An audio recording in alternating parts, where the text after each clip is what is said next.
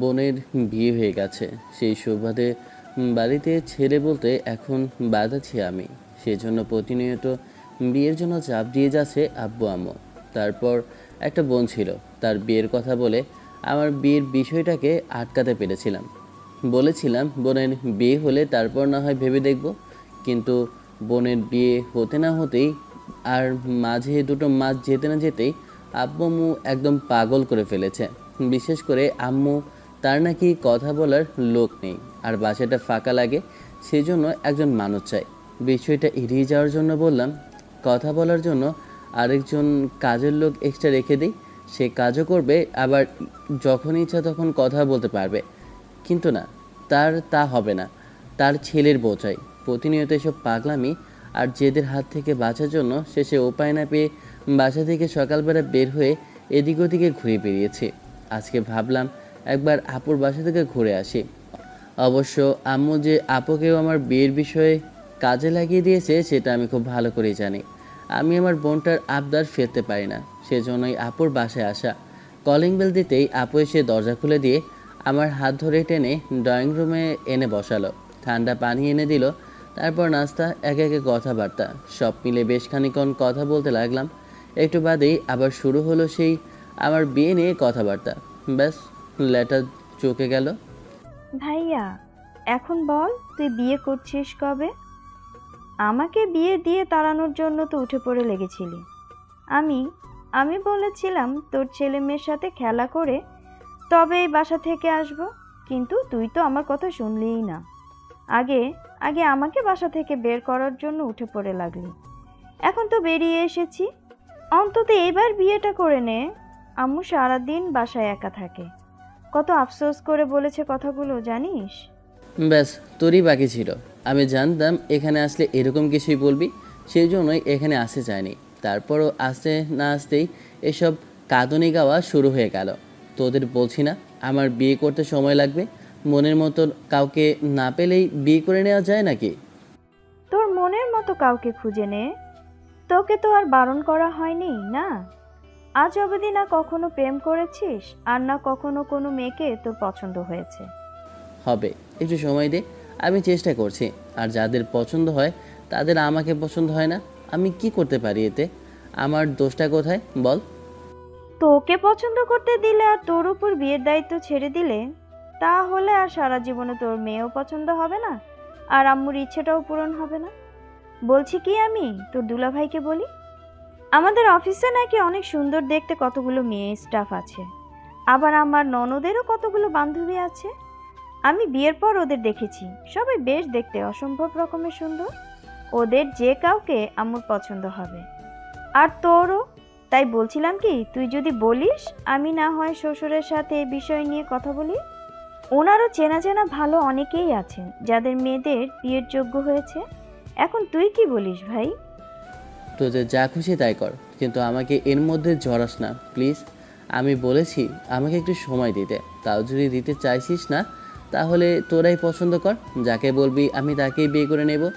তারপরও বিয়ের দুদিন পর যখন জানতে পারবি তোর ভাই সুখে নেই, তখন তোদের কেমন লাগবে বল?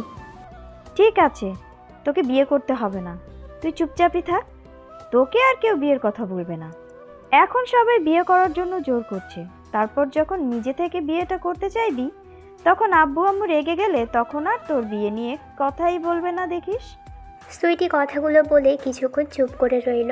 ঈশান এসে বোনের পাশে বসতেই এরই মাঝখানে বাসার ল্যান্ডলাইনটা বাজতে আরম্ভ করলো। সুইটি গিয়ে ফোনটায় সেটা রিসিভ করে, তারপর কানে দিতে ওপাশ থেকে কেউ একজন বলতে লাগলো, ভাবি, আমি বাসায় আসবো, গাড়ি কোথায়? ভাইয়া গাড়ি নিয়ে বেরিয়েছে, আব্বু দ্বিতীয় গাড়িটা নিয়ে বেরিয়েছে। এখন আমি বাসাতে ফিরবো কি করে? রিক্সা নিয়ে এই অবধি যেতে আমার সন্ধ্যা হয়ে যাবে। তুমি জানোই তো এখানে কতটা জ্যাম। ওরা ওরা কি করে আমাকে এখানে রেখে গেল? আমি এখন বাসায় ফিরবো কি করে ভাবি?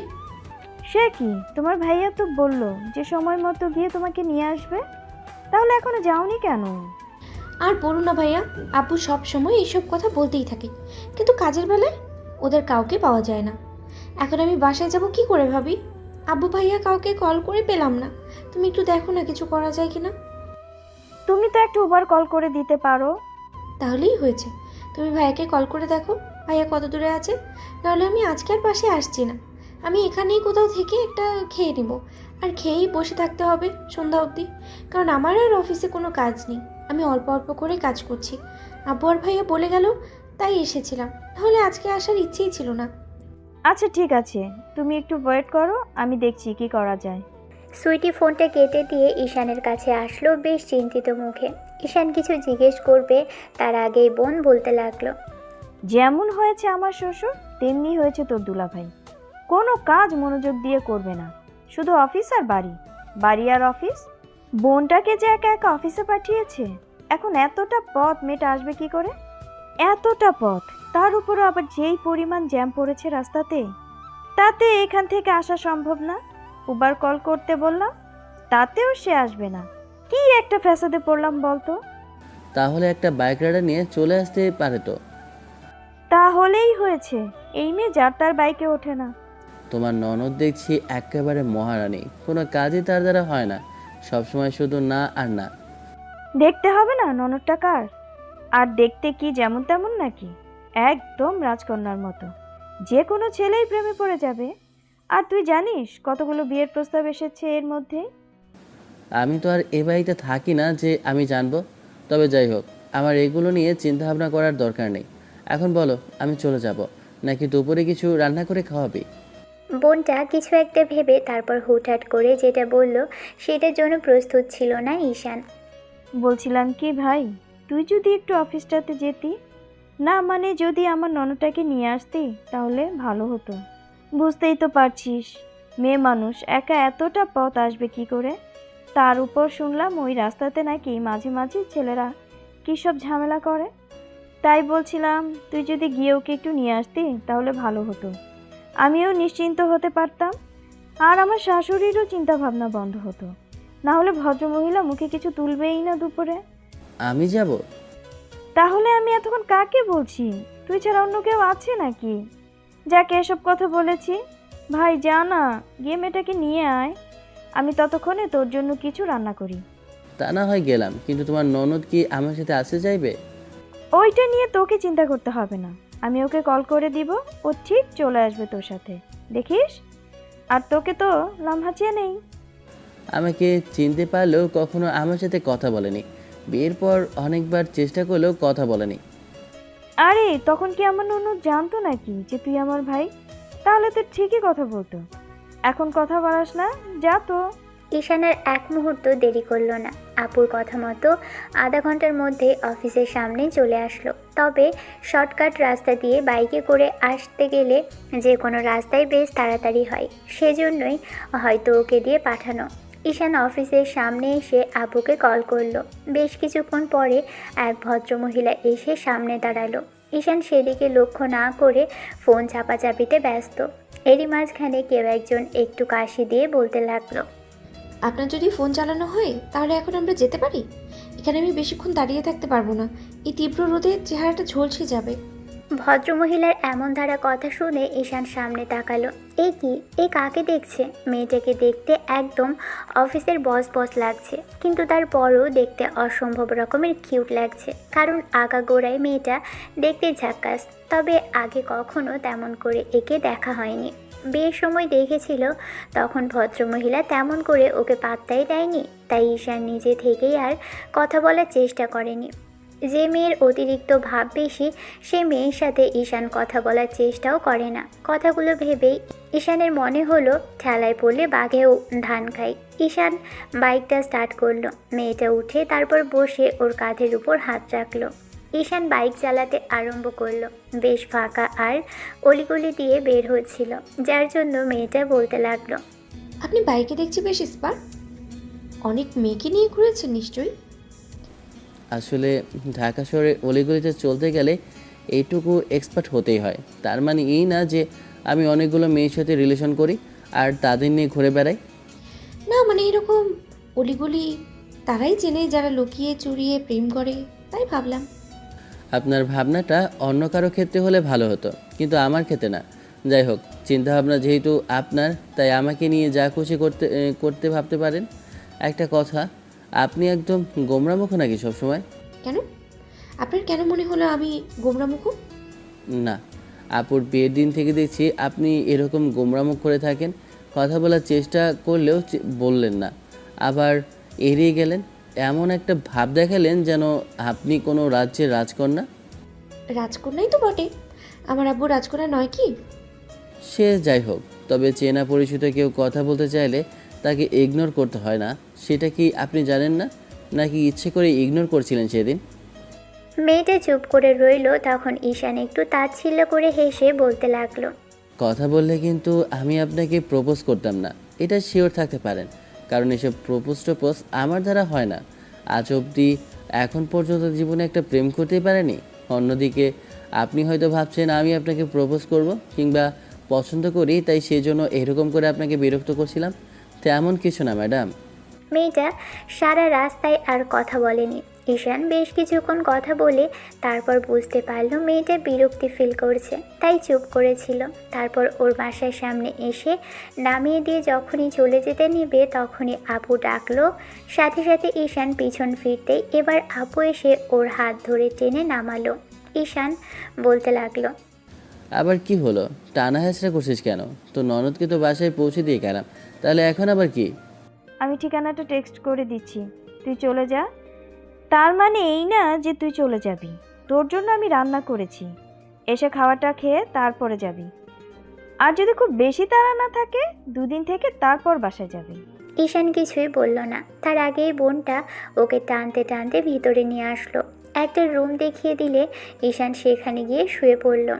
দুপুরের সময় বাসায় আসতেই এবার ঈশান সবার সাথে খেতে বসলেও তখন দুলাভাই বলতে লাগলো, তো শালাবাবু, তুমি বিয়েটা কবে করছো?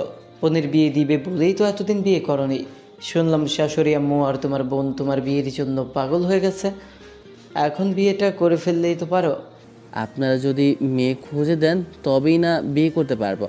আপনারা তো নিজেদের মতো করে খুঁজে নিলেন, যাকে তাকে ধরে বেঁধে আনলে কি বিয়ে করা যায় নাকি? ভালো কাউকে খুঁজে দিন, নিশ্চয়ই বিয়ে করবো দুলাভাই। কেন, আমার বোনকে পছন্দ হয় না? তাহলে তাহলে বলো, দেখো আমি আব্বুকে রাজি করিয়ে ফেলি। ঈশান চোখ বড় বড় করে বেআইনের দিকে অর্থাৎ আপুর ননদের দিকে তাকালো। খেয়াল করে দেখলো মেয়েটা কেমন যেন অদ্ভুতভাবে ওর দিকে তাকিয়ে আছে। ঈশান একটু ডেভিল হেসে বলতে লাগলো, আমি আর নতুন করে কি বলবো? আপনারা যদি রাজি থাকেন আমার কোনো আপত্তি নেই দুলাভাই। ভাইয়া কি শুরু করলে তোমরা? আমি কিন্তু এখান থেকে চলে যাবো বলে দিলাম। মেয়েটা এমন রাগিয়া ঝাঁঝালো কণ্ঠে কথাটা বলতেই ঈশান বলল, থাক দুলাভাই, আপনার বোনের হয়তো আমাকে পছন্দ না, সেই জন্য এমন করে বলছে। নেহাত আমি আপনার বাসায় এসেছি দেখে হয়তো কিছু বলছে না, তার উপর আপনি এমন কথা বললেন, আগে জানলে তো উনি হয়তো আমার সাথে খেতেই বসতো না। প্রথমে মেয়েটা রাগ নিয়ে তাকালে ঈশানের এমন তাচ্ছিল্য করে বলা কথা থেকে অসহায়ভাবে তাকালো। তখন ঈশান বলতে লাগলো, বাদ দিন দুলাভাই, যেটা হবার সেটাই হবে।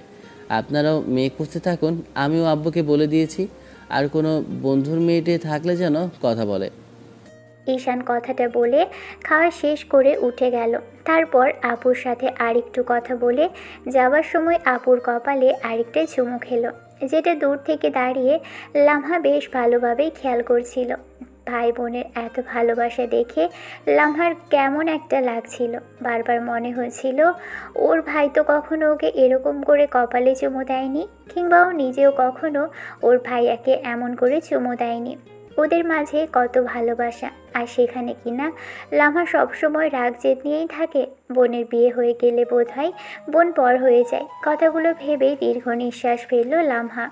তারপর মনে হতে লাগলো আজ বাদে কাল যখন ওরও বিয়ে হয়ে যাবে তখন কি ওর ভাই এমন করে ওকে মিস করবে। কথাগুলো নিয়ে সন্ধ্যা অবধি ভাবলো মেয়েটা।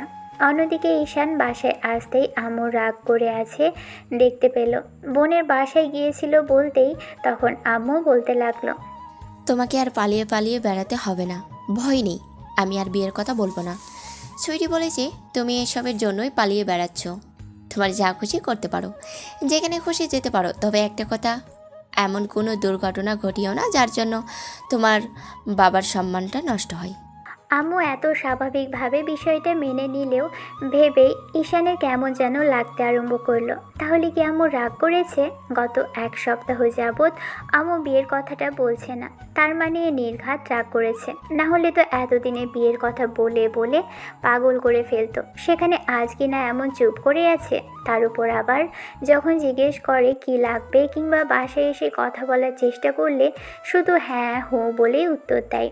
আবার খাবারের কথা বললে তখন শুধু জানায় ওর খাবারটা দিয়ে আবার নিজের মতো করে সব কাজ করতে আরম্ভ করে। ঈশানের বুঝতে আর বাকি নেই আম্মু ঠিক কতটুকু খারাপ, কতটুকু কষ্ট পেয়েছে, যার জন্য রাগ করে ওর সাথে কথাই বলছে না। ঈশান বারবার কথা বলার চেষ্টা করলেও তারপর যখন মনে হলো আম্মু এরকম রাগ করে থাকবে যতদিন অবধি বিয়ে না করবে, বন্ধুদের সাথে বিষয়টা নিয়ে আলোচনা করলো। আর সবচেয়ে বড় কথা যে এই 7 দিনে ঈশান যতবার বাইরে গিয়েছে ততবারই কেমন কাকতালীয়ভাবে যেন ওর আপন ননদের সাথে দেখা হয়েছে। বিষয়টা নিয়ে তেমন করে ভাবা হয়নি, তবে ঈশান যখন বন্ধুদের সাথে আড্ডায় বসে এসব বিষয় নিয়ে আলোচনা করছিল, বিয়ে করবে না বলে আম্মু প্রচণ্ড পরিমাণে রেগে আছে, তখন মেহেদি বলতে লাগলো, শালা আমাদের বিয়ে করতে বলে না দেখে আফসোস করি, আর তোকে এতবার করে বিয়ে করার কথা বলছে, তুই কি না বিয়ে করতে চাইছিস না? বিয়ে নিয়ে এত ভয় কিসের তোর? আমি তো সেটাই বুঝতে পারছি না। আন্টি এত আশা করে তোকে বলেছে ছেলের বউয়ের মুখ দেখাবে বলেই তো। বিয়ে তো করবো, কিন্তু মনের মতো মেয়ে কোথাও পাচ্ছি না বলতো।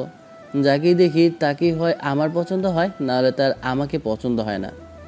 এখনকার সমস্যাটা সেটাই। আমি বলছি কি, তুই এসব চিন্তা ভাবনা না করে তোর কোনো কাজিন কিংবা কোনো ফ্রেন্ডদের মধ্যে কাউকে দেখ, যাকে তোর ভালো লাগে কিংবা সে তোকে পছন্দ করে এমন কেউ থাকলে।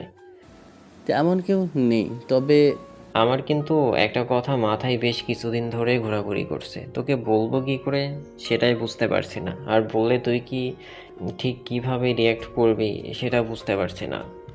কি কথা বলতে চাইছিস সরাসরি বল, এত ভনিতা করার কিছুই নেই। আমি বাঘও না ভাল্লুকও নই যে তোদের খেয়ে ফেলবো। আচ্ছা, শুনলাম নাকি তোর আপুর একটা হেভি কিউট ননদ আছে, যাকে দেখতে অসম্ভব রকমের সুন্দর। আর প্রথম দিন তো তুই কথা বলার চেষ্টা করছিলি, আমি প্রথমবার দেখেই তো ক্রাশ খেয়েছিলাম। মেয়েটাকে দেখতে কিন্তু হেভি, চাইলে কিন্তু ওর সাথে একটা সুযোগ নিতে পারিস। কি বলছিস? মাথা খারাপ তোর? মেয়েটা আমার থেকে সিনিয়র হবে, তাছাড়া যে পরিমাণে বদমেজাজি আর দেমাগি, তাতে ওর সাথে প্রেম ভালোবাসা সম্ভব না রে। তা না হলে তোদের ছোট ছেলে থাকলে দেখি তাকেই বিয়ে করার কথা বারবার বলতো। কেন সম্ভব না? আলবাত সম্ভব। তাছাড়া সবাই পটে, কেউ শনিবার আর কেউ বা শুক্রবার। আমি বলি কি, তুই একটা ট্রাই মেরে দেখ। মেয়েটাকে দেখতে কিন্তু বেশ ভারী মিষ্টি, অসম্ভব রকমের কিউট, তার সাথে মানাবে ভালো। তাছাড়া তুই যদি বাসায় গিয়ে ওর কথা বলিস, দেখবি আঙ্কেল আন্টি সুর করে ওর সাথে তোর বিয়ে ঠিক করে দেবে। এটা হয় না রে। ওর বাড়িতে যেখানে আমার বোনকে বউ করে পাঠিয়েছি, সেখানে ও কি করে আমার বাসার বউ হয়ে আসবে, সেটাই তো ভাবতে পারছি না।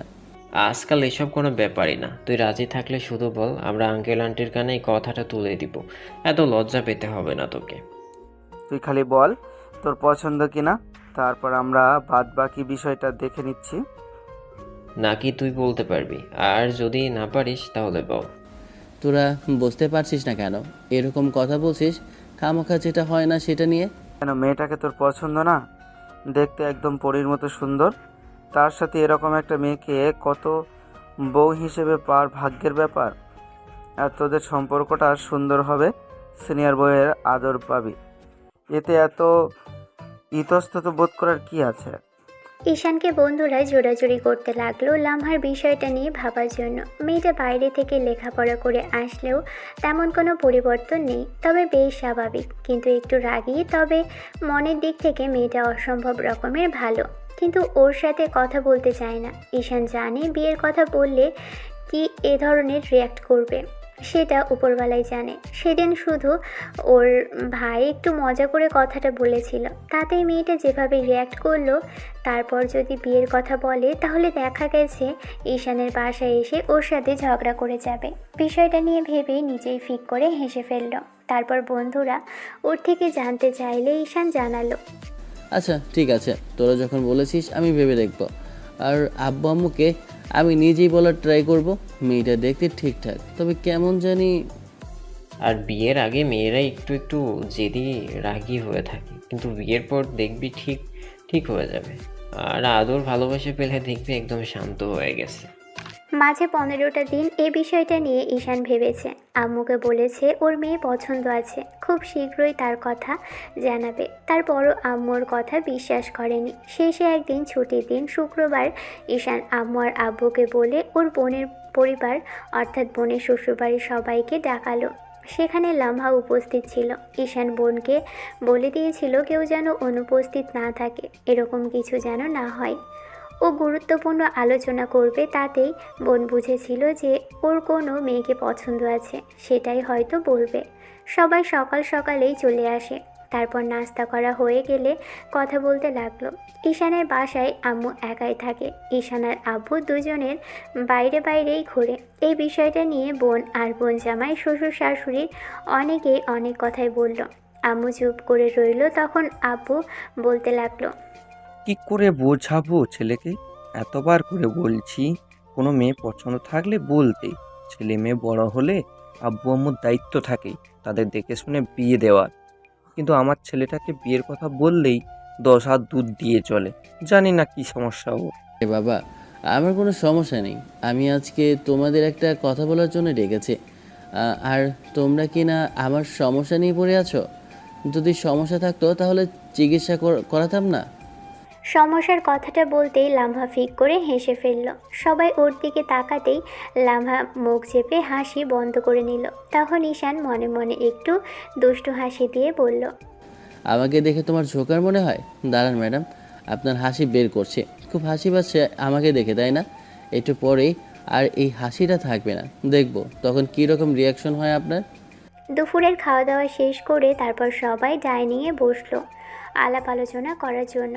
এরই মাঝখানে ঈশান কথা বলছিল না দেখে বোন বারবার জিজ্ঞেস করতে লাগলো কী কথা বলেছে, কী কথা বলার জন্য ডেকেছে সেটা যেন বলে।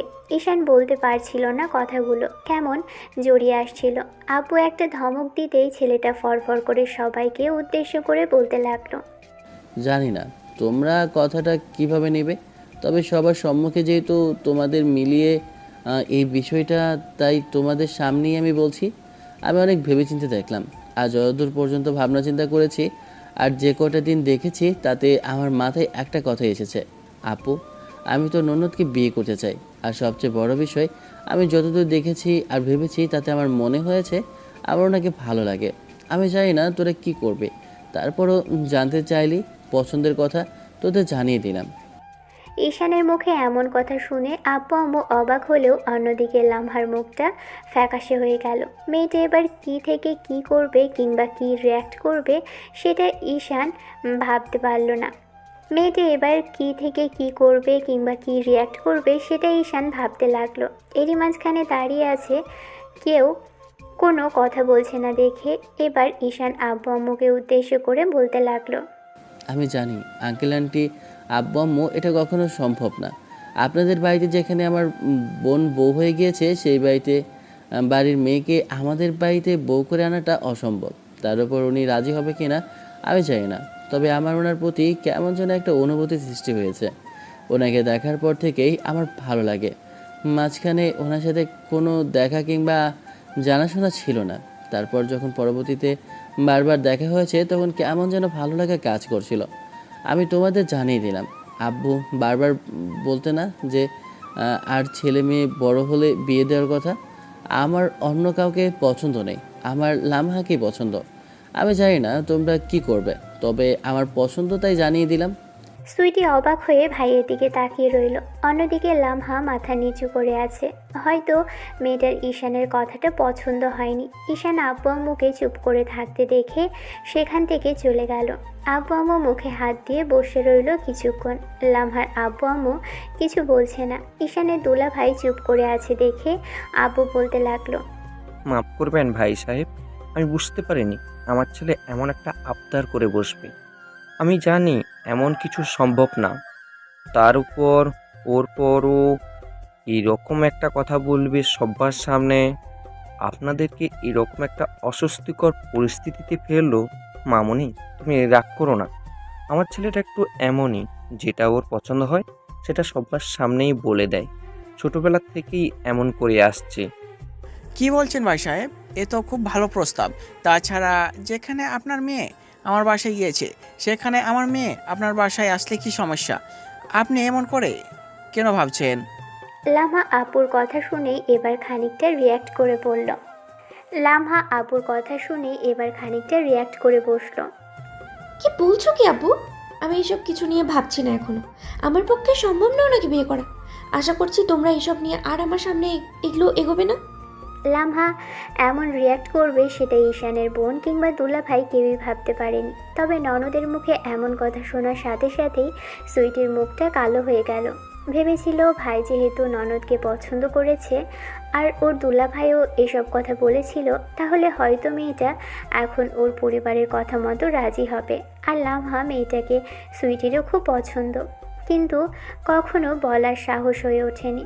যেখানে বউ হয়ে গেছে, সে বাড়ি থেকে আবার একটা মেয়ে আসবে, এটা চারটিখানি কথা নয়। তাই কখনো ওর দুলাভাইকে বলতে পারেনি। আর আজকে যখন শ্বশুর আব্বু বিষয়টা নিয়ে পজিটিভ উত্তর দিতে যাচ্ছিল, তখন মেয়েটা নেগেটিভভাবে কথা বলেই বেরিয়ে গেল। ঈশানের আব্বু আম্মু মুখে হাত দিয়ে বসে রইল। ছেলে অন্যায় আবদার করে ফেললো কি না সেটাই ভাবতে লাগলো। লামহার আব্বু আম্মু বাসা থেকে বেরিয়ে যেতেই সুইটির চোখে পানি টলমল করতে লাগলো। ভাই এরকম একটা অন্যায় আবদার করে ফেললো, যেটা ভেবে হয়তো এরপর দুলা ভাই ওর সাথে কথাই বলবে না। অন্যদিকে লামহা বাসায় ফিরে আসে, তারপর রুমে চলে যায়। আব্বু আম্মু ওর সাথে কথা বলার চেষ্টা করলে মেয়েটা কোনো কথা বলেনি। লামহার ভাইয়া অর্থাৎ ঈশানের দুলা ভাই ওর বোনের সাথে এ বিষয়ে কোনো কথাই বলেনি। সেদিন রাতে সুইটির মন খারাপ দেখে দুলা ভাই অর্থাৎ ওর হাজব্যান্ড বুঝতে পারলো যে ভাইয়ের এরকম আবদার রিজেক্ট করে দেওয়ার কারণে বোনের মনটা খারাপ হয়ে আছে। দুলাভাই গিয়েছে ওর হাত ধরে টেনে ওকে পেটে বসালো। খেয়াল করলো বউটা মুখটা কালো করে রেখেছে। কি হলো, তুমি এরকম মন খারাপ করে আছো কেন? বাসা থেকে আসার পর থেকে দেখছি মুখ কালো করে রেখেছ। তাড়াতাড়ি বাসা থেকে চলে আসলাম বলে এরকম করছো, নাকি তোমার ভাইয়ের? সরি, আমি আসলে জানতামই না আমার ভাই এইরকম একটা আবদার করে বসবে। আপনি বিশ্বাস করেন, আমি এর কিছুই জানতাম না। দয়া করে আপনি আমার উপর রাগ করবেন না প্লিজ। আমি জানতামই না এরকম কিছু হবে, তাহলে আমি ওখানে যেতামই না। দোলা ভাই, কি অবস্থা? তুমি কাঁদছো কেন? তোমাকে আমি দোষ দিয়েছি নাকি? তোমাকে বলেছি তোমার লাইফ পেয়ে তোমার ভাই এমন একটা আবদার করেছে, আর এটা অন্যায় আবদার কোথা থেকে হলো? ভালো একটা প্রস্তাব ছিল, কিন্তু আমার বোনটা মানবে কিনা আমি তো সেটাই জানি না। আব্বু পজিটিভ উত্তর দিতে গেল আর আমার নেগেটিভ নিয়ে রিয়েক্ট করে সেখান থেকে চলে আসলো। সেই জন্য হয়তো তোমার আব্বু আম্মু কষ্ট পেয়েছে, ভেবেছিল আত্মীয়তা আরও মজবুত হবে, কিন্তু তোমার ননদকে তো বোঝানো গেল না। কী করবো কে জানে, তবে শ্বশুর শাশুড়ির সামনে আমি নিচে গিয়ে দাঁড়াতে পারবো কিনা আমার সেটা নিয়ে কেমন যেন সংশয় লাগছে। বোনটা এরকম করে সবার সামনে থেকে চলে আসবে ভাবতে পারিনি। সুইটি কান্না করতে লাগলো। তখন দুলা ভাই অর্থাৎ ঈশানের বোন জামাই ওর চোখের পানি মুছিয়ে দিয়ে ওকে আলতো করে জড়িয়ে ধরতেই সুইটি হাজবেন্ডের বুকে মাথা রেখে তারপর কাঁদতে লাগলো। এরই মাঝখানে লামহা ভাইয়ের রুমে আসছিল। তখন ভাইয়া আর ভাবির ভালোবাসাময় পরিস্থিতি দেখে রুমে ঢুকতে পারলো না। লামহা বুঝতে পারলো ভাবি কী জন্য কান্নাকাটি করছে। এইসব কিছু দেখেই মেয়েটার মনটা খারাপ হয়ে গেল। মাঝে কেটে গেছে একটা মাস। এই একটা মাসে সুইটি অনেকবার বাসায় গেলেও ওর বাসা থেকে লোকজন আসলেও কখনো ঈশান আর বোনের শ্বশুরবাড়িতে আসেনি। যখনই সুইটি ওর আব্বু আম্মুর কাছে জিজ্ঞেস করেছে ভাই আসেনি কেন, তখন ওরা কিছু বলেনি। আর সেটা শোনার পরই হয়তো ভাবির মনটা খারাপ হয়ে গেছে। কেঁদেছে পর্যন্ত মেয়েটা। ভাবির ভাই আর এ বাসাতে আসে না, সেটার জন্য কত দুঃখ প্রকাশ করেছে সেটা লামহা নিজে থেকে দাঁড়িয়ে থেকে দেখেছে। আর তাতেই বুঝতে পেরেছে ভাবি ওর সাথে কথা কেন বলতে চায় না, হয়তো তার ভাইকে বিয়ে করেনি বলেই। অন্যদিকে লামহা এসব বিষয় নিয়ে খুবই মেন্টালি ডিস্টার্ব। তাই ওর বান্ধবীদের সাথে বিষয়টা শেয়ার করলে তখন ওরা বলেছিল বিয়েটা করে নিতে, তাতে সম্পর্কটাও সুন্দর হবে। আর লামহা যেহেতু অন্য কোথাও রিলেশনও নেই, তাহলে বিয়েটা করে নিতেই বা সমস্যা কোথায়? যেহেতু ছেলেটা ভালো আর চেনা পরিচিত, কিন্তু মেয়েটা এসব কিছু মানতে পারেনি। এরই মাঝখানে লামহা খেয়াল করেছে ওর ভাইও তেমন করে ওর সাথে কথা বলে না। সেদিন ওর শ্বশুর বাড়িতে গিয়ে এমন সিন ক্রিয়েট করে এসেছে বলেই হয়তো কথা বলে না। লামহা প্রতিনিয়ত ভাবছে কি করবে। একে তো ভাইয়া ভাবি দুজনেই ওর সাথে তেমন করে কথা বলে না, তার উপর আবার আপুর সাথে কথা বলতে গেলেও কিছু বললেও শুধু হ্যাঁ বা না বলে উত্তর দেয়। দুপুরের দিকে সুইটির হাজবেন্ড অর্থাৎ ঈশানের দুলাভাই বাসায় চলে আসে। একটু বাদে শ্বশুর বাসায় চলে আসতেই তখন ওরা ডাইনিংয়ে বসলো খাওয়া দাওয়া করে কিছু একটা আলোচনা করবে বলে। ঠিক তখনই লামহা এসে ওদের পাশে পড়তে তখন ভাইয়া বলতে আরম্ভ করলো, আব্বু বলছিলাম কি যে ঈশানের জন্য একটা মেয়ে দেখেছে। অনেক দিন যাবতেই শ্বশুর আব্বুর সাথে এইসব বিষয় নিয়ে কথা হচ্ছে। উনি বললেন কাজের জন্য একা পেরে উঠছে না, আর আমার শালাও হয়েছে একদম ফাঁকিবাজ, কোনো কাজে মনোযোগ দেয় না। সেই জন্য বললো যে জোর করে ধরে একটা বিয়ে করিয়ে দিলে হয়তো অফিসের দিকে যাবে, তাতে হয়তো শ্বশুরেরও একটু স্বস্তি মিলবে। তাই ভাবছিলাম মেয়ে দেখব, আর আজকে মেয়ে দেখেও নিয়েছি ওর। শ্বশুর আব্বুকে বললাম যাবে কিনা, সে বলল সময় নেই, এখন তোমাকে আমার সাথে যেতে হবে আব্বু। ঈশানের জন্য মেয়ে দেখেছে কথাটা শোনার সাথে সাথেই কেমন যেন লামহার মুখটা কালো হয়ে গেল। যে ছেলেটা দুদিন আগেও ওকে পছন্দ করে বলেছিল সেই ছেলেটার জন্য অন্য মেয়ে দেখেছে।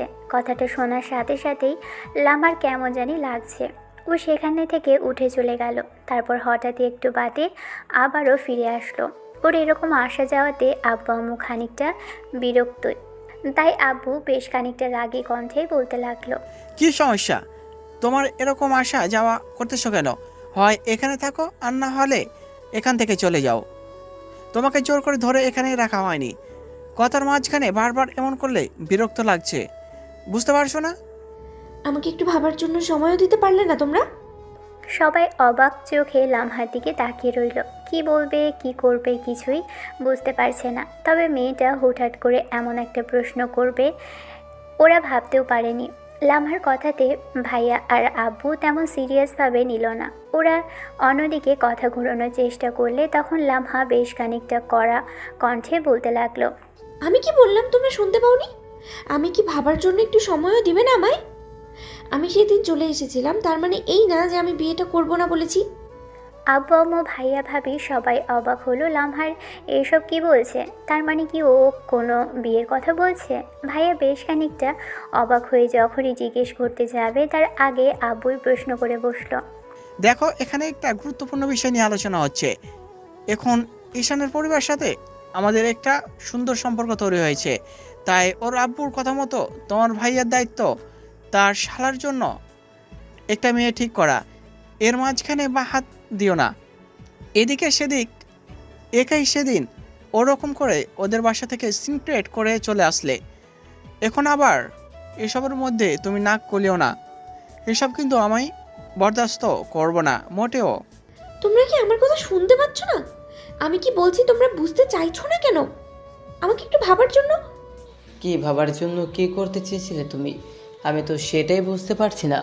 তুমি তো সেদিন ওখান থেকে চলে আসলে, তাহলে এখন আবার এইখানে সিনক্রেট করছো কেন? কারণ আমি এই বিয়ে হতে দেব না। আমি মানতে পারবো না ওর বিয়েটা অন্য কোথাও হবে। মানে কি, ওর বিয়ে অন্য কোথাও হলে তাতে তোমার সমস্যা কিসের? আমি তো সেটাই বুঝতে পারছি না। সেদিন বাড়ি বয়ে গিয়ে আমার শ্বশুর শাশুড়িকে অপমান করে এসেছ। এটার কিন্তু প্রয়োজন ছিল না সবার সামনে এমন করে রিয়েক্ট করার। ছেলেটা তোমাকে পছন্দ করে সেটা বলেছ, তুমি বিয়ে করবে না সেটা বাসায় এসে বলে দিলেই হতো। আমরা একটু ঘুরিয়ে ফিরিয়ে বারণ করতাম, কিন্তু সেদিন ওই মুহূর্তে সবার সামনে সিনক্রেট করা ঠিক কতটুকু কষ্ট পেয়েছে তুমি একটাবার ভেবে দেখেছ? লামহা অপরাধীর মতো কিছুক্ষণ মাথা নিচু করে রইল। তারপর মনে হলো ভাবি অবাক চোখে তাকিয়ে আছে। মেয়েটা ভাবির দিকে তাকিয়ে থেকে লামহা হুটহাট করে যেটা বলে সেটা শোনার জন্য ভাবি হয়তো প্রস্তুত ছিল না। আমি সরি ভাবি, আমি আসলে ওরকম করে বলতে চাইনি। হঠাৎ করে এরকম একটা কথা শুনেই মাথাটা না খারাপ হয়ে গিয়েছিল। তার উপরে ভাবতে পারিনি তোমার ভাই অমন করে সবার সামনে বিয়ের কথাটা বলবে। কি থেকে কি বলে ফেলেছি, তার জন্য আমি সত্যি খুবই সরি।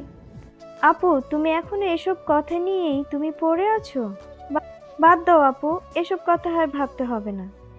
যেটা চলে গেছে সেটা নিয়ে আমি মন খারাপ করিনি। আমি জানি তুমি কতটুকু মন খারাপ করেছো, সেই জন্যই আমার সাথে ভালোভাবে কথাও বলো না। এবার ভাবি একটু হাসার চেষ্টা করে বলতে লাগলো। না আপু, আমি ওই জন্য কথা বলি না এরকমটা নয়। আসলে আমার ভাইয়ের এইরকম একটা অন্যায়ের জন্য আমারই খারাপ লাগছিল, তাই আমি নিজেরই গিল্টি ফিল হচ্ছিল বলেই কথা বলতে পারছিলাম না। তার উপর ওর সাথেও কথা বলি না অনেক দিন হলো। তোমাকে এসব নিয়ে চিন্তা করতে হবে না আপু। কিন্তু ভাইয়া, আমি অনেক কিছু ভেবে নিয়েছি। শেষ কয়েকটা দিন আমি অনেক বড় একটা সিদ্ধান্ত নিয়েছি, তোমরা যেটা চেয়েছো, আর উনি সেই দিন যেটা বলেছে আমি সেটাই করব। এরকম ভনিতা করার মানে কি? এরকম একটা গুরুত্বপূর্ণ আলোচনার মধ্যে তুমি এসব কি কথা বলছো? তোমরা কেন বুঝতে চাইছো না? আমি এই কয়েকটা দিন ভেবেছি, আমি বুঝতে পেরেছি তোমরা খুশি হবে, তাছাড়া দুই পরিবারও খুশি হবে। আমি কাউকে পছন্দ করি না, তাই ভাবছি যে তোমরা যেটা ঠিক করেছো সেটাই হবে। তোর কি মাথা খারাপ হয়েছে? কী সব আজে বাজে কথা বলছিস? আজ বলছিস বিয়ে করবি, কাল বলবি যে বিয়ে হলে ভালো লাগছে না। এসব নাটক করা বন্ধ কর তো। আব্বু, তোমার মেয়েকে এখান থেকে যেতে বলো, মাথাটা খারাপ করতে বারণ করো। লামহা প্রচণ্ড পরিমাণে রেগে টি টেবিলের উপর থেকে ফুলদানি নিয়ে ছুঁড়ে ফেলে দিয়ে রাগী কণ্ঠে বলতে লাগলো। তোমরা কি শুনতে পাওনি? আমি ভাবার জন্য সময় নিয়েছিলাম, এতগুলো দিন ধরে ভেবেছি, আর হুটহাট করে বিয়ের কথা বললে কি বিয়ে করা যায় নাকি? তোমাদের ইচ্ছে হলো যে কাউকে ধরে আনলে বিয়ে করে নেব? আমি একটু ভাবার জন্য সময় পাবো না? আমি সেদিন ভুল করেছি, তার জন্য তো সরি বললাম। আমি বিয়েতে রাজি, সেটাও তো বললাম। তাহলে ওনার বিয়েটা অন্য কোথাও কেন দিতে হবে? আমি বিয়ে করতে রাজি বললাম তো, শুনতে পাওনি তোমরা? এরই মাঝে কেটে গেল আরও 2 দিন। এই 2 দিনের মাঝখানেই ঈশানের পরিবারকে জানানো হয়েছে যে লামহা ঈশানকে বিয়ের জন্য রাজি হয়েছে। কিন্তু ঈশান অবাক হলেও তেমন কিছু বলেনি। নিজে যেখানে বলেছিল মেয়েটাকে বিয়ে করবে, সেখানে এখন বারণ করলে হয়তো বিয়েটা ভাঙবে। আর বিয়েটা যদি ভাঙে তাহলে 2 পরিবারের মাঝে ফাটল ধরবে। এরই মাঝে বোন ওকে কল করে অনেক বুঝিয়েছে, বলেছে এখন যেন ঈশান নিজেই না বেঁকে বসে। তাই ছেলেটা চুপ করেছিল। 7ম দিনের মাথায় দুজনের পারিবারিকভাবে বিয়েটা হলো। তবে লামহা এক প্রকার জেদ করে বিয়েটা করেছে। ঈশান জানে না এই মেয়ে ওর সাথে সংসার করবে কিনা, কিংবা ওকে ভালোবাসতে পারবে কিনা, আর বিয়েটা কেনই বা করলো। তবে বেশ অবাক লেগেছে লামা এমন হুটহাট করে নিজেই বিয়ের সিদ্ধান্ত নিয়েছে। তাহলে কি ঈশান সেদিন বলেছিল, তারপর ওর বিয়ের কথা শুনে ইগোতে লেগেছে মেয়েটার? ঈশান বিয়ের সময় জানতে পারল লামা ওর থেকে গুণে গুণে ঠিক 1 বছরের সিনিয়র। ঈশানের তাতে কিছুই যায় আসে না, তবে এটুকু শুধু ভাবছে মেয়েটা কি মনে করে ওকে বিয়ে করলো। যাই হোক, বিয়ের কাজটা সম্পন্ন হলো ম্যারেজ রেজিস্ট্রি অফিসে। সেখান থেকে ফেরার পথে ওরা একটা রেস্টুরেন্ট থেকে 2 পরিবারের মানুষগুলো একসাথে খেয়ে তারপর বাসার উদ্দেশ্যে আসে। লামহাকে পার্লার থেকে খুব সুন্দর করে সাজানো হয়েছিল। বিয়ের আগে থেকে নিয়ে শুরু করে ঈশান একটাবারের জন্য মেয়েটার দিকে তাকিয়ে দেখেনি। সেদিনের আব্বু আম্মুর সামনে মেয়েটা ওরকম করে সিন ক্রিয়েট করেছে বলে রাগ করেছিল। তবে ঈশান জানে না ওর সাথে বাসায় গিয়ে মেয়েটা ঠিক কীরকম সিন ক্রিয়েট করবে। তবে এটুকু মনে হচ্ছে মেয়েটাকে খুব বেশি কষ্ট দিতে। কিন্তু এতগুলো দিনে যে ঈশান লামহার প্রতি প্রচুর পরিমাণে দুর্বল হয়ে গেছে, সেটা লামহাকে কখনোই বলবে না, সেটা ভেবে নিয়েছে। আর যার যা প্রাপ্য তাকে সেটাই দিতে হবে, সেটা ভেবেই শয়তানি মার্কা হাসি দিল ছেলেটা। ঈশান বাসায় এসে বন্ধুদের জানালো আজকে বিয়ে করে নিয়েছে। ওরা হয়তো জানতো বিয়েটা ঠিক হয়েছে, তবে এমন হুটহাট করে যে বিয়েটা হবে ভাবতে পারেনি। ঈশান লামহাকে রুমে রেখে তারপর বাইরে বেরিয়ে যায়। ছেলেটা ফ্রেশ হয়ে বন্ধুদের সাথে আড্ডা দিয়ে তারপর রাতে বাসায় ফেরে। মেয়েটা ভাবতেও পারেনি ওকে দিনের বাকিটা সময় বাসায় এমন একা একা বসে থাকতে হবে। ঈশানের বোন, দুলা ভাই সবাই এ বাড়িতে, তবে বোন ও শ্বশুর শাশুড়ি দুজনের বাসায় চলে গেছে।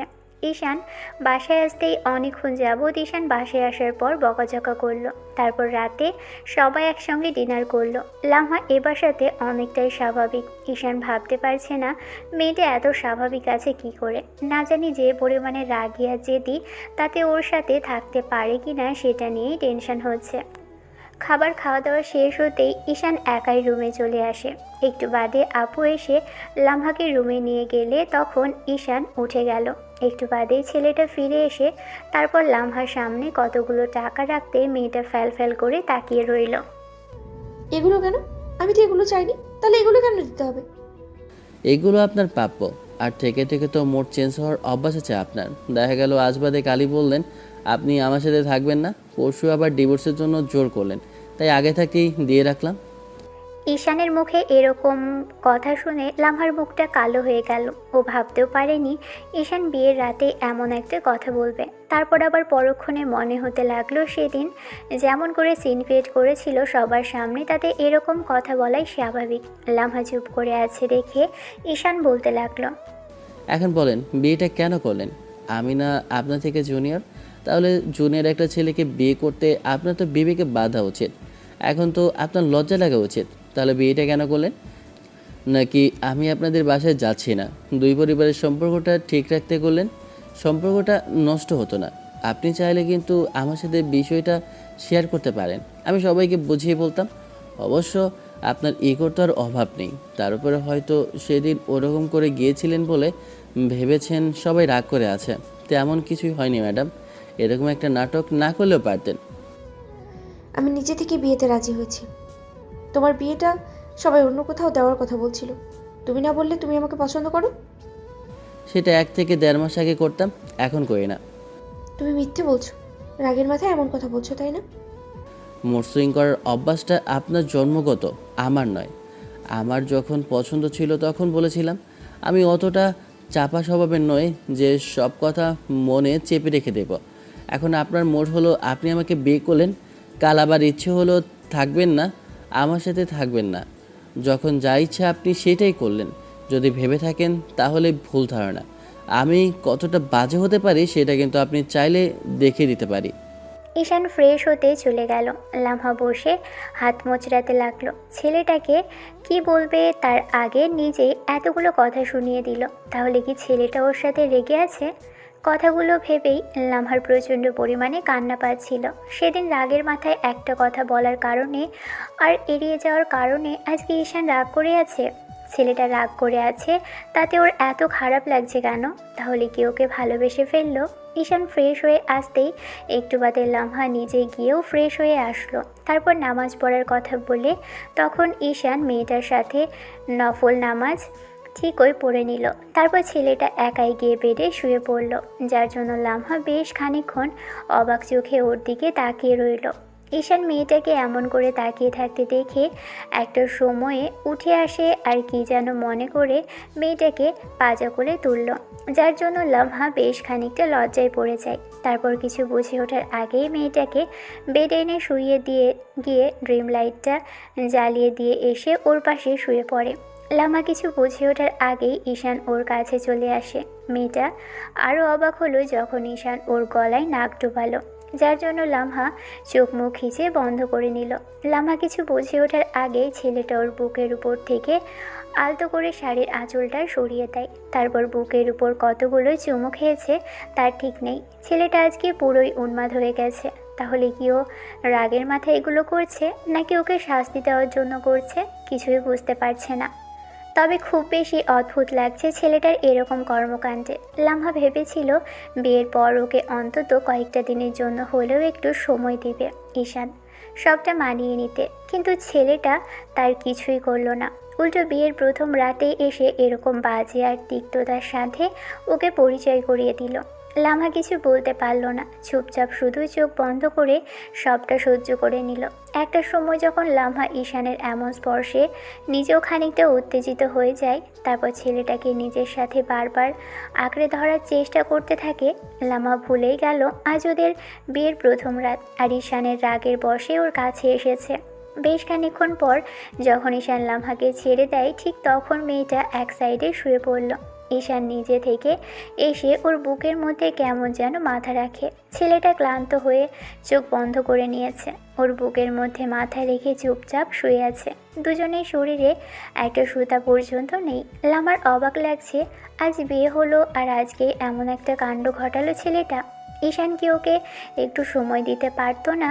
কিছু বলতেও পারছে না, চুপচাপ শুয়ে আছে।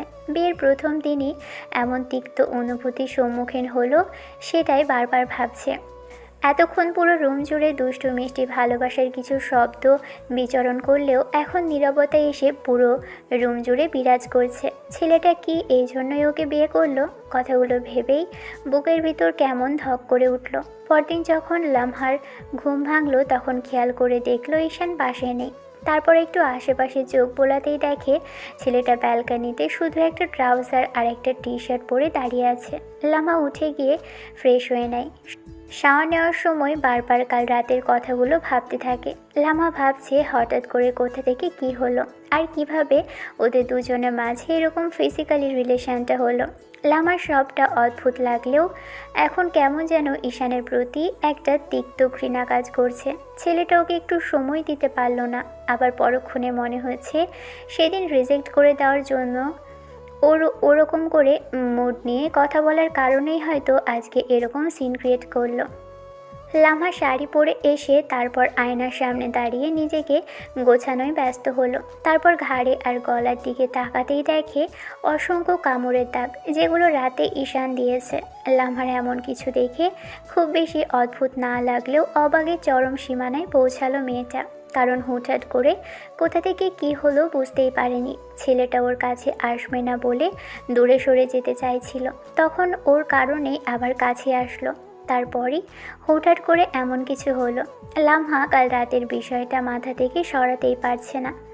এরই মাঝখানে ঈশান রুমে আসে। তারপর আবারও সেই বাজে স্মৃতিগুলো মনে পড়তে থাকে। ঠিক তখনই ঈশান রুমে এসে খেয়াল করে দেখে লামহা কালো একটা শাড়ি পরেছে, যেটাতে মেয়েটাকে অদ্ভুত রকমের সুন্দর লাগছে।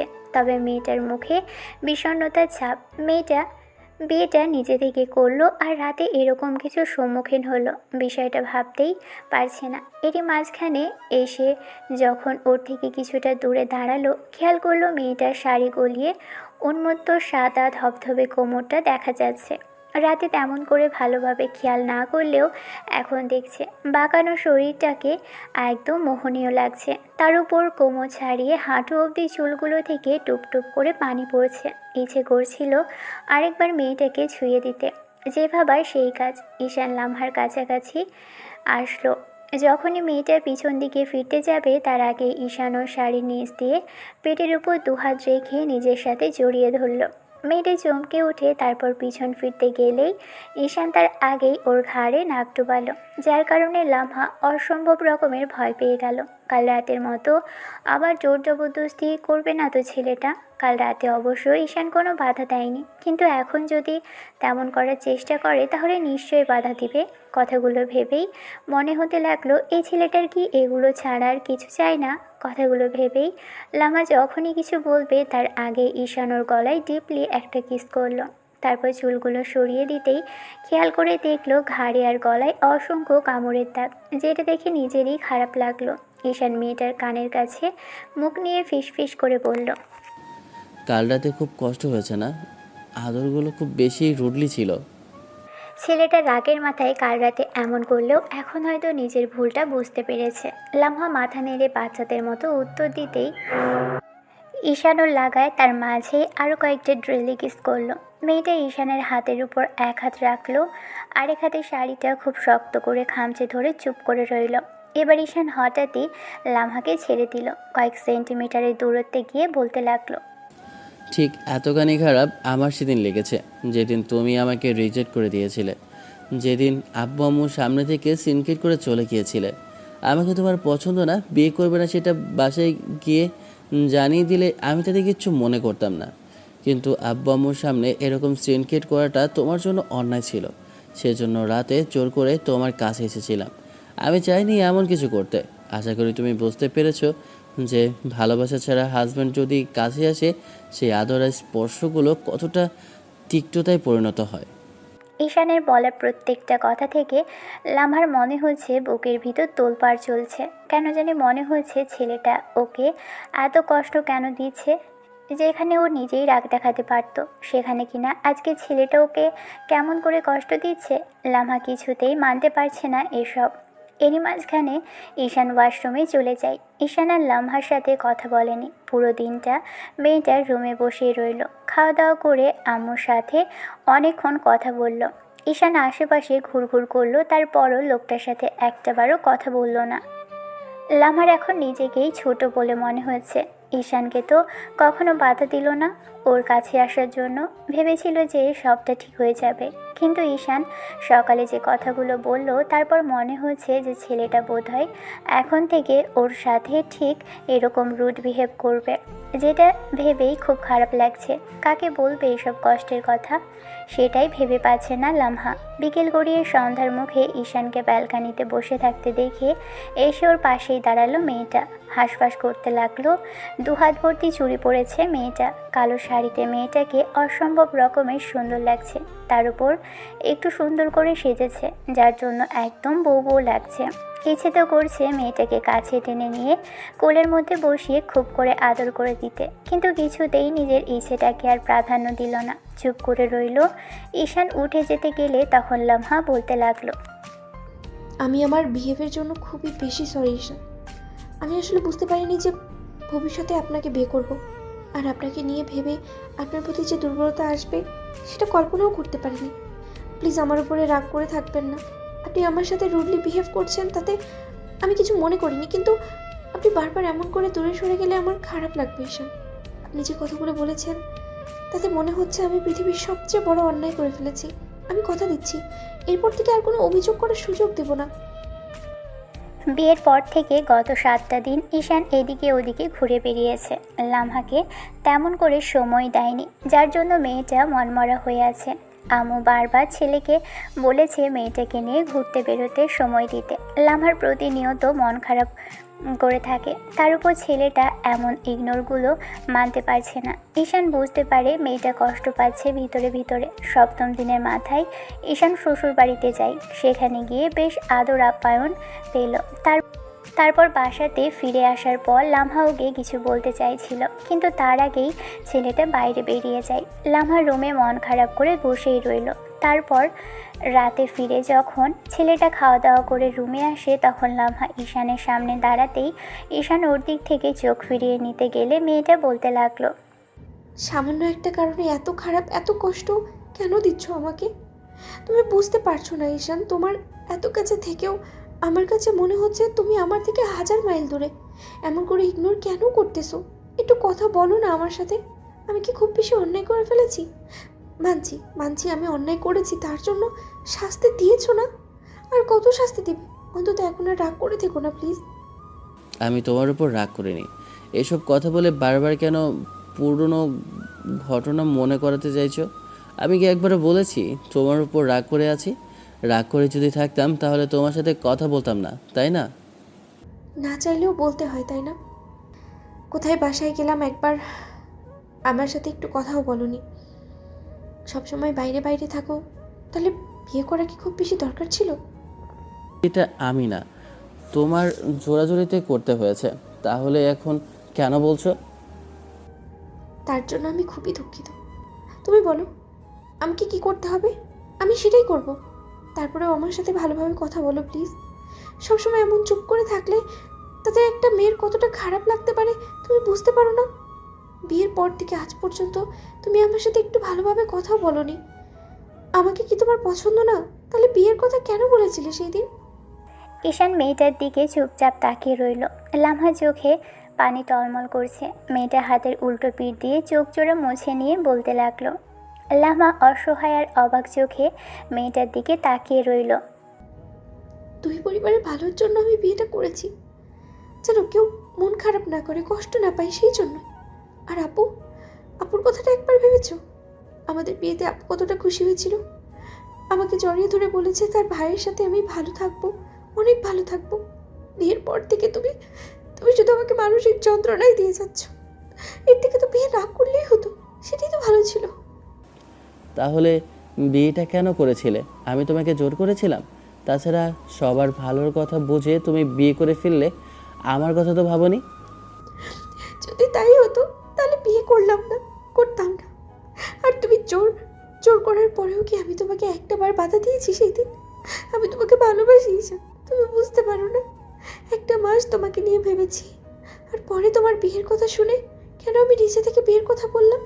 তুমি একটা ছেলে হয়ে কেন বুঝতে চাইছো না? আমাকে কষ্ট দিতে তোমার ভালো লাগছে না? কই, আমি তো আপনাকে কষ্ট দিচ্ছি না। তাহলে এগুলো কি করতেছো? বারবার দূরে সরে যাচ্ছ, কথা বলছো না। হাজব্যান্ড ওয়াইফের সাথে ঠিকমতো কথা বলে না, তার কাছে আসে না, তাতে কি তার খারাপ লাগে না বলো? তাহলে তুমি আমাকে কি করতে বলছো? তুমি বুঝতে পারো না আমি কি চাই? বুঝেছি, সেদিন রাতের মতো আবার আমাকে কাছে চাও। আচ্ছা ঠিক আছে, তাই করছি। তার মাঝখানে ঈশান উঠে আসে, তারপর দরজাটা লাগিয়ে দেয়। মেয়েটা সেখানেই দাঁড়িয়ে রইল। কিছু বুঝে ওঠার আগে ঈশান এসে লামহার হাত ধরে টেনে কাছে এনে নিজের সাথে মেশালো, কোমর জড়িয়ে ধরে। লামহা ভাবতেও পারেনি ঈশান আজও রাগের মাথায় এরকম কিছু করবে। ছেলেটা কিছু করার আগে লামহা ওর শার্টের কলারে হাত রাখলো। ঈশান একটু অবাক হলো, ভাবলো অন্তত ছেলেটা এমন রুটলি কিছু করবে না। কিন্তু ওর ভাবনাটাকে ভুল করে দিয়ে ঈশানও ঠোঁটে আলতো করে কামড় দিল। সাথে সাথে লামহা ছেলেটার চুলগুলো শক্ত করে খামচে ধরে হাঁসফাঁস করতে লাগলো। ঈশান লামহার ঠোঁট ছেড়ে দিতেই মেয়েটা চোখ মেলে তাকাবে, তার আগেই ঈশান ওর গলায় আর ঘাড়ে নাক ডোবাবে। সাথে সাথে মেয়েটা আবারও চোখ জোড়া বন্ধ করে নেয়। ঈশানের চুলগুলো দু হাতে মুষ্টিবদ্ধ করে ধরল আর জোরে জোরে নিঃশ্বাস নিতে লাগলো। তার মাঝে ঈশান মেয়েটার বুকের উপর থেকে আঁচলটা ফেলে দেয়, তারপর জোর করে লামহাকে বেডে নিয়ে যায়। যা ইচ্ছে তাই করতে থাকে। মেয়েটাকে খুব রুডলি আদর করতে লাগে, যার জন্য লামহার কষ্ট হচ্ছিল, কিন্তু তারপরও কখনো বুঝতে দেয়নি ওর কতটা কষ্ট হচ্ছে। এই আদরের মধ্যে লামহা কোনো প্রকার ভালোবাসা খুঁজেই পাচ্ছে না। লামহার চোখ দিয়ে পানি পড়ছে। ঈশান নিজের কাজে ব্যস্ত। ঘণ্টাখানেকের টর্চারের পর একটা সময় উঠে যায়। লামহা বেডের এক সাইডে বসে চাদরে নিজেকে মুড়িয়ে নিয়ে চোখের পানি ফেলতে থাকে। ঈশান ফ্রেশ হয়ে এসে দেখে মেয়েটা বসে আছে, তখনও বলতে লাগলো, কি হলো, তোমার শখ মেটেনি নাকি? আরও কিছু করতে হবে? আমি এমন করে ভালোবাসার কথা বলিনি। ঈশান, এই ভালোবাসা আমার চাই না। এরকম জোর জবরদস্তি করে রুডলি ভাবে যেটা করলে তুমি সেটাকে শুধু চাহিদাই বলে। এর মধ্যে আমি কোনো ভালোবাসার স্পর্শ খুঁজে পাইনি। ঈশান, তুমি কি সেই দিনের সেই ছেলেটা যে কিনা আমাকে বিয়ে করতে চেয়েছিলে, যে যে বলেছিল আমাকে পছন্দ করে, আমাকে বিয়ে করতে চায়? আমি তাকে খুঁজে পাচ্ছি না। ঈশান, তুমি কেন এমন করতেছো আমার সাথে? তো তোমার কি চাই? এর থেকেও বেশি কিছু চাই নাকি রোজ রোজ চাই? আমি তো সেটাই বুঝতে পারছি না।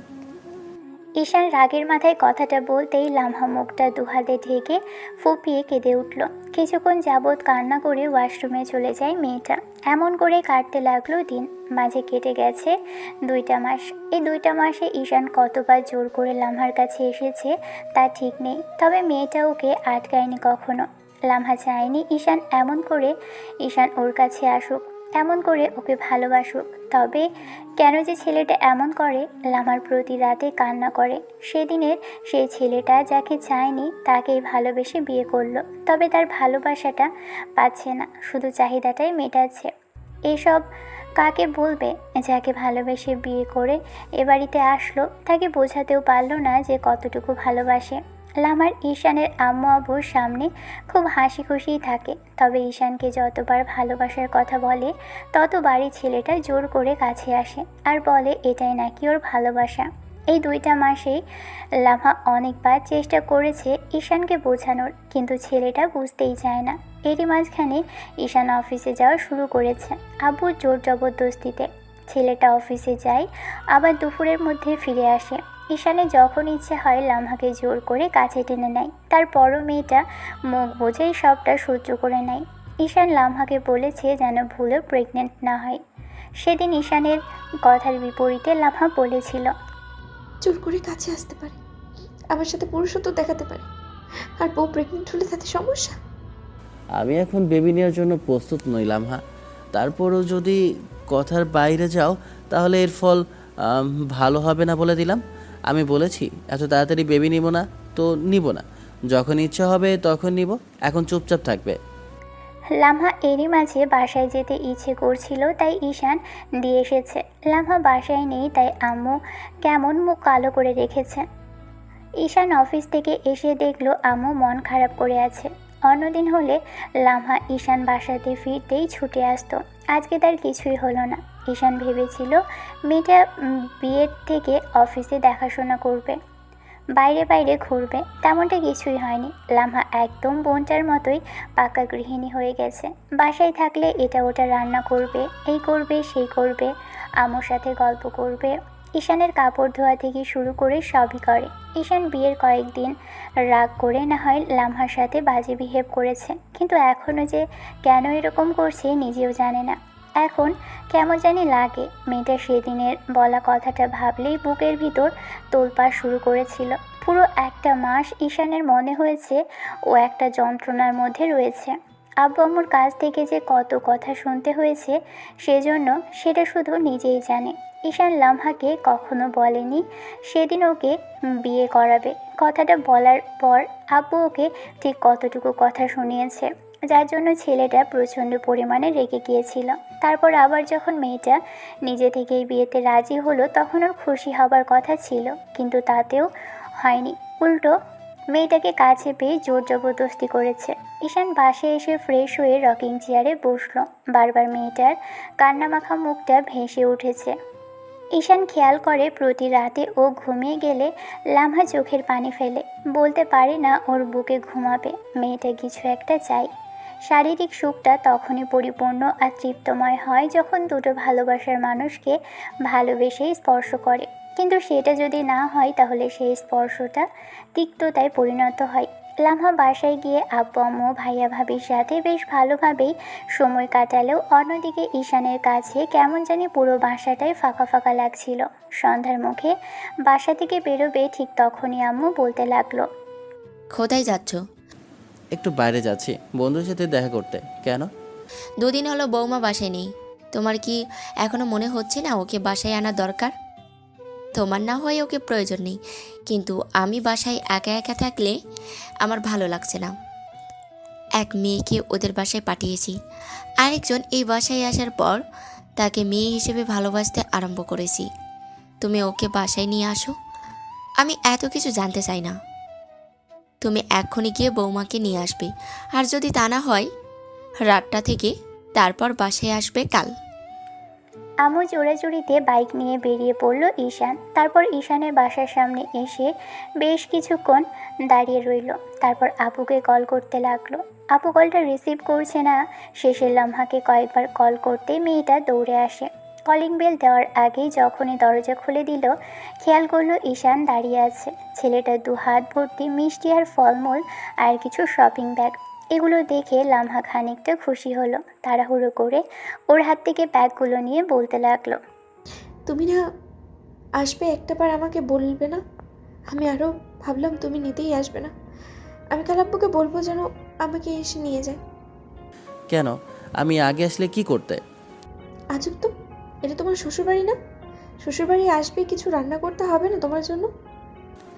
এখন কথা না বলে ভেতরে চলো। আমার হাতগুলো লেগে এসেছে। এগুলো নাও, বাসায় যেতে হবে এক্ষুনি। এরই মাঝে বোন এসে দাঁড়ালো। তারপর ঈশান বোনকে দেখে এগিয়ে যেতেই বোন এসে কপালে চুমু দিলে ঈশান আপুকে এক হাতে জড়িয়ে ধরে বলতে লাগলো, এতদিন আর চেষ্টা করেও আনা যায়নি, আর যেই না বউ 2 দিনে এসেছে কিনা তাতেই বউকে নিতে এসেছিস, তাই না? বোনের কথা তো ভুলেই গেছিস। আমি আসতে চাইনি আপু, আম্মু জোর করে পাঠালো। আর তার নাকি বৌমাকে ছাড়া ভালো লাগছে না, তাই। ভাবি তোমার ভাইকে বোঝাও তো, আজকে কোথাও যাওয়া হচ্ছে না, কয়েকটা দিন থেকে তারপরে বাসায় যাবে।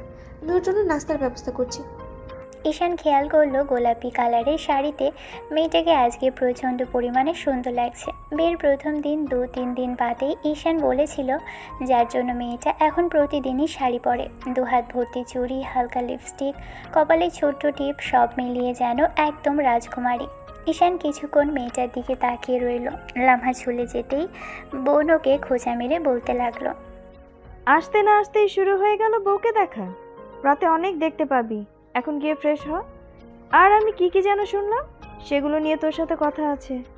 ঈশান শুকনো একটা ঢোক গিলল আর ভাবতে লাগলো, লামহা কি তাহলে সব কথা বলে দিল? ঈশান ফ্রেশ হয়ে আসলো, দেখলো শ্বশুর শাশুড়ি আর দুলা ভাই ডাইনিংয়ে বসে আছে।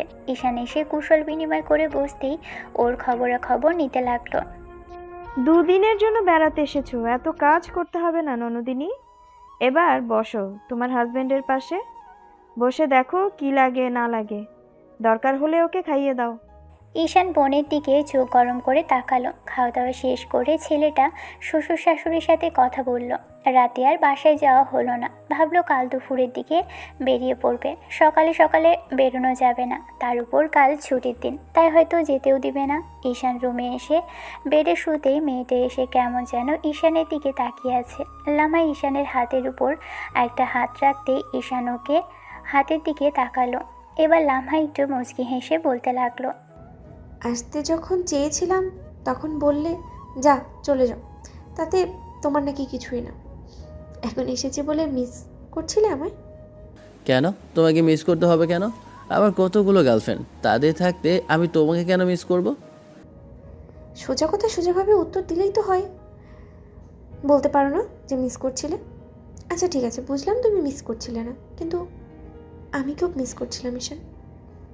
লামহার মুখের দিকে তাকালে মেয়েটার দিকে এগিয়ে এসে নিজে থেকে 2 হাতে জড়িয়ে ধরতেই যখন চোখ মিলে তাকালো তখন লামহা বলতে লাগলো, আজকে কিন্তু আমাকে সরিয়ে দিতে পারবে না। আমার খুব ইচ্ছে করছে তোমার বুকে ঘুমাতে। বিয়ের পর থেকে এই অবধি কখনো আমাকে বুকে নিয়ে তুমি ঘুমাওনি। যখন তোমার আমাকে কাছে পেতে ইচ্ছে করে তখনই কাছে আসো, তারপর তোমার কাজ হয়ে গেলে আমার দিকে তুমি ফিরেও আর তাকাও না। আমার খারাপ লাগে কি না, কষ্ট হয় কি না সেটা একটাবার জিজ্ঞেসও করো না, অন্তত আজকের মতো দাও ঈশান। লামহার কথাতে ঈশানের কেমন যেন খারাপ লাগলো, তাই নিজেই মেয়েটাকে জায়গা করে দিতেই লামহার বুকের সাথে মিশে গেল। মেয়েটা কথা বলতে বলতে একটা সময় বুকের মধ্যেই ঘুমিয়ে পড়ে। ঈশান ওকে 2 হাতে জড়িয়ে নেয়, মাথার চুলের ভাঁজে অজান্তেই চুমু খায়। পরদিন সকালে ঘুম ভাঙতেই দেখে মেয়েটা ওকে আষ্টে পিষ্টে জড়িয়ে ধরে রেখেছে। ঈশান উঠতে চাইলো, যখন ছাড়িয়ে নিতে গেল তখন মেয়েটা ওকে আরেকটু শক্ত করে উঠে জড়িয়ে ধরে আর বুকের মাঝে মুখ গুজে দেয়। তারপর আপু এসে ডেকে দিতেই দুজনে উঠে ফ্রেশ হয়, শ্বশুরের সাথে নাস্তা করে তারপর দুপুরে খাওয়া দাওয়া করে একদম বিকেলের দিকে বের হয়। লামা ঈশানের পিছনে বসে আছে, 2 হাতে ওকে শক্ত করে জড়িয়ে রেখেছে ছেলেটাকে, আর পিঠে মাথা ঠেকিয়ে রেখেছে। লামাকে নিজের বাসায় আসতেই আম্মু ওর সাথে হাজারটা কথা বলল। মেয়েটাকে আম্মু জড়িয়ে ধরে কপালে চুমু দিল। ঈশান ভেবেছিল ওই বদমেজাজি মেয়েটা ওর সাথে থাকতে পারবে কিনা, আর আজকে সেই এত স্বাভাবিক হয়ে গেছে। যাই হোক, এমন করে কেটে গেছে আরও 15টা দিন। এই 15টা দিন অফিসের রেগুলার গেছে, তবে দুপুরের পর ফিরে আসে ছেলেটা। দুপুরের পর আবার আব্বু অফিসে যায়। ঈশান প্রতিনিয়ত খেয়াল করে ও যখন বাসায় আসে দেখে লামা হয় বেডে শুয়ে আর আনমনে কিছু একটা ভাবছে, আর না হলে চোখে জল ফেলছে। সেদিন রাতের ঘটনা। লামা অনেক কথা কাটাকাটি করেছে ঈশান ওকে ভালোবাসে কিনা সেটা জানার জন্য। ঈশান কোনো কথা বলল না, চুপ করেছিল। তখন মেয়েটা বলতে লাগলো, তুমি শুধু চাহিদার জন্যই আমার কাছে আসতে পারো, তাহলে এরকম সম্পর্কের কি দরকার ছিল? এসব যদি আমার আব্বু আম্মুর কাছে বলি তাহলে ওরা কতটা কষ্ট পাবে ভেবেছো? আমি যদি শাশুড়ি আম্মুর কাছে বলি তাহলে সে কতটা খারাপ ভাববে তোমাকে একটাবার ভাবতে পারছো? কিন্তু না, আমি কাউকে কিচ্ছু বলবো না। আমি শুধু নীরবে সয়ে যাচ্ছি, শুধু তোমার মুখ থেকে ভালোবাসি কথা শোনার জন্য। কিন্তু তুমি তো প্রকাশ করবে না। আমি সিদ্ধান্ত নিয়েছি, হয়তো তুমি আমাকে ভালোবাসার কথা বলবে, আমি ফিল করবো। যতক্ষণ না তুমি আমাকে ভালোবাসবে ততক্ষণ তোমার কাছে আসবো না, নাহলে জোর করে তুমি আর আমার কাছে আসতে পারবে না। সবেমাত্র বাইরে থেকে এসেছি, এসে ফালতু কথা বলো না, চুপচাপ নিচে যাও আর ডিনার তৈরি করো, আমি আসছি। লামহা আর কিছু বলতে গেলে ঈশান চোখ গরম করলো। তারপরও মেয়েটা কিছুই বলতে চাইলে ঈশান একটা ফুলদানি ছুঁড়ে ফেলতেই মেয়েটা চুপচাপ নিচে চলে যায়। লামহা জানে না ঈশান এত মিসবিহেভ কেন করে, তবে সহজে ভালোবাসার মানুষকে পেয়ে গেছে বলে কি। পরদিন সকালে ঈশান খেয়াল করলো লামহা ঘুম থেকে উঠেছে, তবে ডাইনিংয়ে যায়নি, শুয়ে আছে। ঈশান জিজ্ঞেস করলো কি হয়েছে। লামহা কোনো কথা বলল না। আম্মুকে জিজ্ঞেস করতে বলল শরীর খারাপ লাগছে। ঈশান তেমন কিছু বলল না। তারপর মেয়েটার কপালে হাত দিতেই লামহা হাত সরিয়ে দিল। ডক্টর ডাকবে কিনা জিজ্ঞেস করলো, কোনো কথাও বলল না মেয়েটা। তারপর দুপুরের দিকে ঈশান অফিস থেকে তাড়াহুড়ো করে বাসায় আসলো, ভাবলো মেয়েটা অসুস্থ কিনা। এরই মাঝখানে ঈশান ফ্রেশ হয়ে আসতেই দেখলো লামহা কারোর সাথে কথা বলছে। ঈশানকে দেখেই ও বলতে লাগলো, ভাবি আমি অনেক ট্রাই করেছি, কিন্তু তোমার তোমার ভাই আমাকে ভালোবাসে না, সবসময় শুধু জোর করেই আমার কাছে আসে। বিশেষ করে আমি চেয়েছিলাম যে দুই পরিবারের সম্পর্কটা সুন্দর থাকুক। আমি চাইনি তোমার পরিবারের সাথে আমাদের পরিবারের সম্পর্ক নষ্ট হোক, আর তোমার ভাইয়ের যেন আমাদের বাসায় যাওয়াটাও বন্ধ না হয়। আমি দেখেছিলাম তোমার ভাই যখন আমাদের বাসায় থেকে যাওয়া বন্ধ করে দিল, তখন তোমাদের সবার কথা চিন্তা করে ওকে নিয়ে আমি ভাবতাম। তারপর কখন যে তাকে ভালোবেসে ফেলে আমি জানি না, কিন্তু ও এখনো আমার উপরে রাগ করেই আছে। তোমার কি মনে হয় আমি এতটাই অন্যায় করেছি যে তোমার ভাই আমাকে যার জন্য ভালোবাসতে পারছে না? আমার কি এতটাই অন্যায় হয়েছে ভাবি, বলো? তোমার ভাই আমাকে একটুও ভালোবাসো না? আমি আর এখানে থাকবো না ভাবি, আমি বাসায় চলে আসবো আজকে। ওর কাছে থেকে যদি ওর ভালোবাসাটাই না পাই, শুধু জোর জবরদস্তি করে ও শুধু আমার কাছে আসে, তাহলে আমার এইরকম কিছুই চাই না ভাবি। বাসায় আমাকে কেউ অ্যাকসেপ্ট না করলেও আমি বাইরে চলে যাব, আমি আর এখানে থাকবো না ভাবি। লামহা কান্না করে কথাগুলো বলতে লাগলো। এবার ঈশান এসে ওর হাত থেকে ফোনটা কেড়ে নিতেই ওপাশ থেকে বোন কিছু বলতে গেলে তার আগেই ঈশান কলটা কেটে দিল। এবার লামহা একটা ব্যাগ নিয়ে ঈশানকে উদ্দেশ্য করে বলতে লাগলো, জোর করে আমার মুখটা বন্ধ করতে পারবে না ঈশান, আমি আর এখানে থাকবো না। আমি আম্মুকে বলে একটু বাদেই চলে যাব। তবে তোমাকে আজকে শেষ একটা কথা বলে যেতে চাই। আমার খুব বেশি ভুল কী ছিল জানো তো? তোমাকে বিয়ে করাটা। যদি তাই না হতো, সেদিন রাগ করেছিলাম, আগের মতো যদি রাগ করেই থাকতাম তাহলে সেটাই ভালো হতো। দুই পরিবারের মনোমালিন্য থাকলে কিছুটা তোমার বোন আমার সাথে কথা বলতো না, সেটাই ভালো হতো। দুদিন বাদে অন্য কোথাও বিয়ে করে নিয়ে চলে যেতাম। তুমি আমাকে না পেতে আর না আমি তোমাকে ভালোবাসি সেটা বুঝতে পারতাম, তাহলে সারা জীবনটা অপূর্ণ থেকে যেত। তারপরে আমাকে এরকম তোমার কাছ থেকে কষ্ট ভোগ করতে হতো না।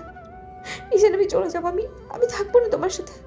আমি কোনো আশায় থাকবো বলতে পারো? তুমি আমাকে একটু ভালোবাসো না? ঈশান ফ্যাল করে তাকিয়ে রইল লামহার দিকে। মেয়ে কান্না করেই যাচ্ছে, তারপরও ওর কাছে আসলো না। তারপর মেয়েটা এক প্রকার জেদ নিয়ে যখনই রুম থেকে বের হতে যাবে, ঈশান তখনই ওর হাতটা ধরে ফেলে। লামহা হাতে জোর করে ছাড়ানোর চেষ্টা করলো, কিন্তু পারছে না। পিছন ফিরে দেখলো ঈশান ওর দিকে তাকিয়ে আছে। তারপর যখনই হাত থেকে ব্যাগটা ফেলে দিয়ে ওর হাত ছাড়ানোর চেষ্টা করলো, লামা কাছে আসতে চাইল না।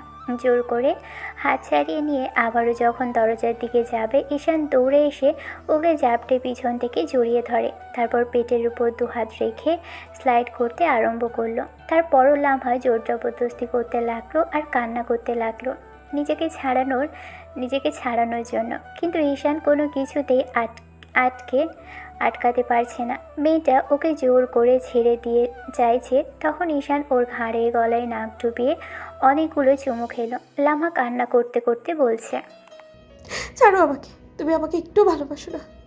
আমি থাকবো না তোমার কাছে। যে আমায় ভালোবাসে না, জোর করে শুধু নিজের অধিকার ফলায়, তার কাছে থাকার থেকে সারা জীবন একাই থাকাই ভালো। ঈশান লামহার ঘাড়ে আর গলায় ডিপলি কিস করতে লাগলো। একটু বাদেই মেয়েটা শান্ত হয়ে গেল, তবে এখনও ফুপিয়ে উঠতে লাগলো।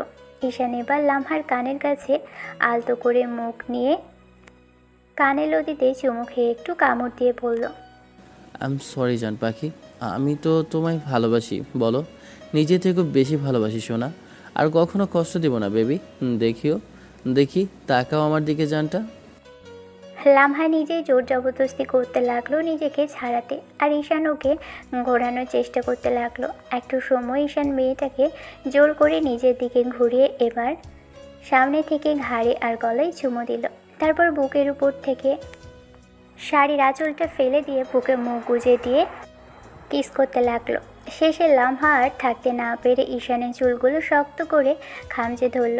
ঈশানের আজকের করা স্পর্শে লামহা বুঝতে পারছে এর মধ্যে কোনো তিক্ততা নেই। ঈশান বেরিয়ে আসে, তারপর লামহাকে কোলের মধ্যে নিয়ে এক হাতে কোমর জড়িয়ে ধরে কিস করতে থাকে। ঈশান আজকে পুরো যত্ন সহকারে মেয়েটাকে আদর করতে লাগলো, আদরে পুরো ভরিয়ে দিতে লাগলো মেয়েটাকে। লামহা ঈশানকে শক্ত করে ধরে রাখলো। আমি তোমাকে ছাড়া মরে যাবো ঈশান। তুমি কেন বুঝতে পারো না? আমি তোমাকে প্রচন্ড পরিমাণে ভালোবাসি বেবি। আমি জানি তো সোনা, সেই জন্য তোমাকে যেতে দিব না। আমি বলতাম খুব তাড়াতাড়ি, দেখতে চেয়েছিলাম তুমি আমাকে কত ভালোবাসো। Sorry baby. লামা ঈশানকে জড়িয়ে ধরে ফুঁপিয়ে উঠছে। ঈশান মেয়েটাকে বেডে শুইয়ে দিতে, এই যে ভাইয়ারা, আপুরা, এরপর যেটা হবে সেটা ওদের মাঝেই থাক। এখন ভালোবাসার ঝড় তুফান হয়ে যাবে। দেখা যাচ্ছে অন্য কোনো দিন অন্য কোনো গল্পে। ততদিন পর্যন্ত সুস্থ থাকবেন, ভালো থাকবেন, আমাদের সাথেই থাকবেন। ধন্যবাদ। আল্লাহ হাফিজ।